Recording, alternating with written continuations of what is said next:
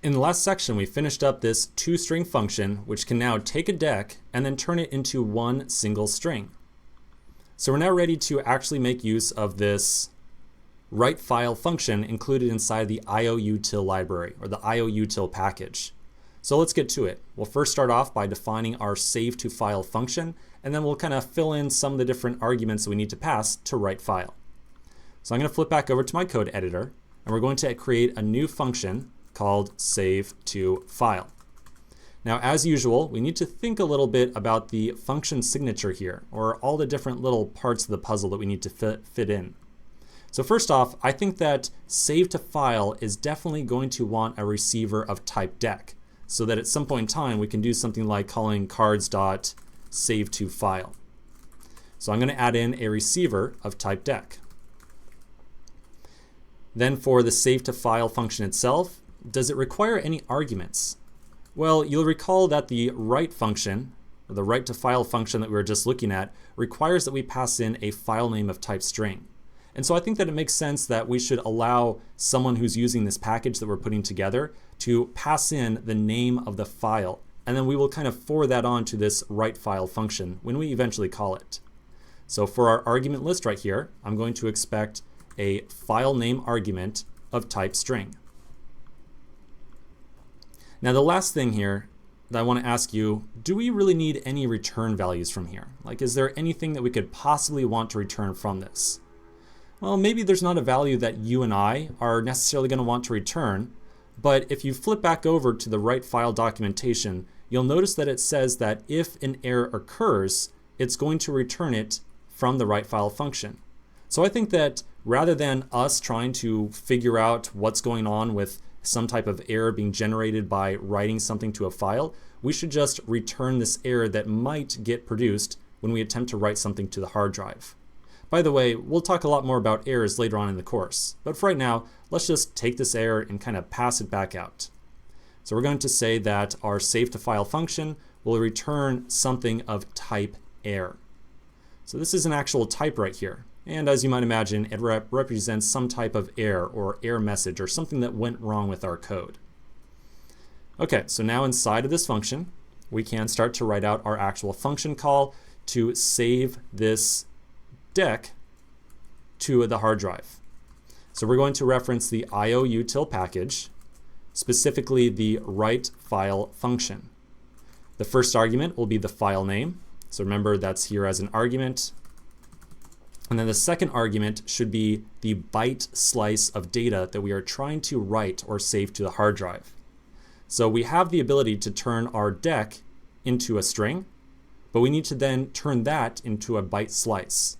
So let's start off first by turning this into a string. We'll say d.toString. So there's our string. And then to turn the string into a byte slice, we can do that same type conversion that we saw just a second ago. So we're going to say that we want to have something of type byte slice. So we'll write out the type, and then inside of a set of parentheses, we'll pass the value that we have, which is d.toString, or essentially a string. Now we have a lot of parentheses right here on the end, so do make sure your parentheses are balancing out. We've got one set of parentheses, or one closing one for the toString. We have another one for the type conversion, and then the last one for the write file function call. Now, write file takes one last argument inside of here. Remember, the last argument is a permissions thing. This permissions thing is used in case this file does not already exist. The write file function will set up some default permissions on the file, which essentially is saying who has access to the file, who can read it, who can write it. And so we'll just use some very default permissions of 0666. That basically just means anyone can read and write this file. Now the last thing we have to do, remember that we said that our function would return an error if one occurred whenever we tried to write this thing out to a file. So the write file function itself returns an error, and that's what we really want to return. So we're just going to return the entire result of the statement, like so. And I'll zoom out for just 1 second so you can see the whole line. Okay, so now when I save this, remember we have not yet imported the IOUtil package.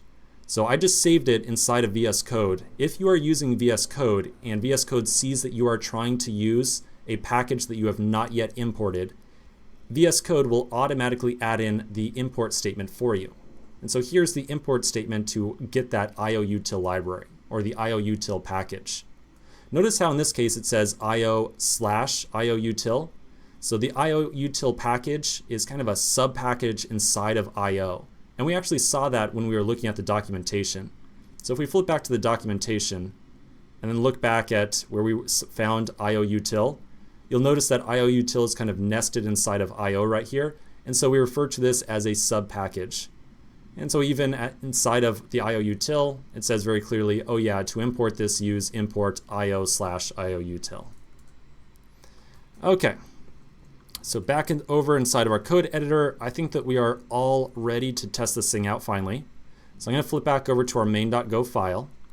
We are creating a new deck of cards right now. We don't really need to print out the list of cards as a string anymore. Let's just attempt to save this list of cards right here, or this deck type, to our hard drive. So I'll say cards.save to file, and I need to pass in a string for the file name to use. So I'm going to pass in a string of something like my cards. Okay, so we'll save this. I'm going to change back to our terminal and I'll run go main.go deck.go. When I do so, looks like everything ran successfully.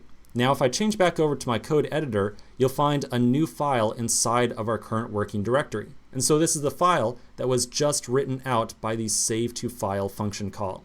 If we open it up, you'll see that it opens up as a plain text file essentially that shows the list of cards that we just saved to the hard drive.